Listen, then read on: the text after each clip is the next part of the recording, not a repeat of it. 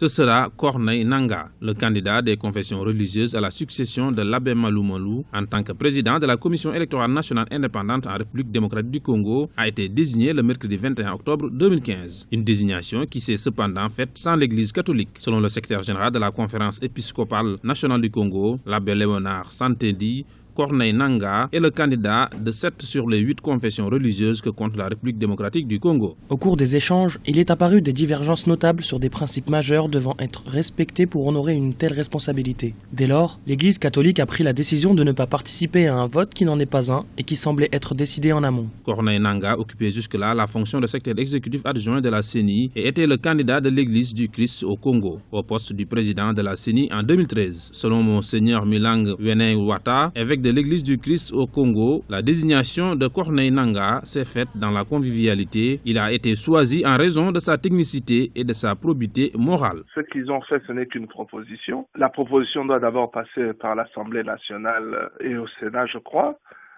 pour pouvoir déterminer, parler de sa moralité, de ses capacités à gérer un tel organisme. Par contre, je me pose à chaud une question d'ordre administratif.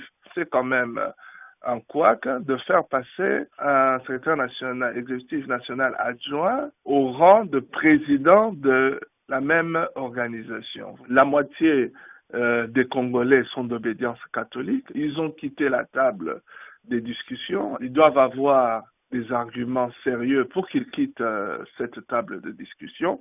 Et ce n'est pas un phénomène qu'on devrait prendre à la légère. Il faudrait vraiment en tenir compte et discuter avec l'Église catholique pour pouvoir régler cette question. Parce que n'oubliez pas que nous sommes dans une situation particulière. Les confessions religieuses doivent remettre ce 22 octobre 2015 le procès verbal qui a sanctionné la fin de leur discussion au bureau du président de l'Assemblée nationale, qui doit à son tour entériner leur choix. Rappelons que l'abbé Malou Malou a démissionné de la tête de la CENI le 10 octobre 2015 pour des raisons de santé, selon un communiqué de la présidence de la République.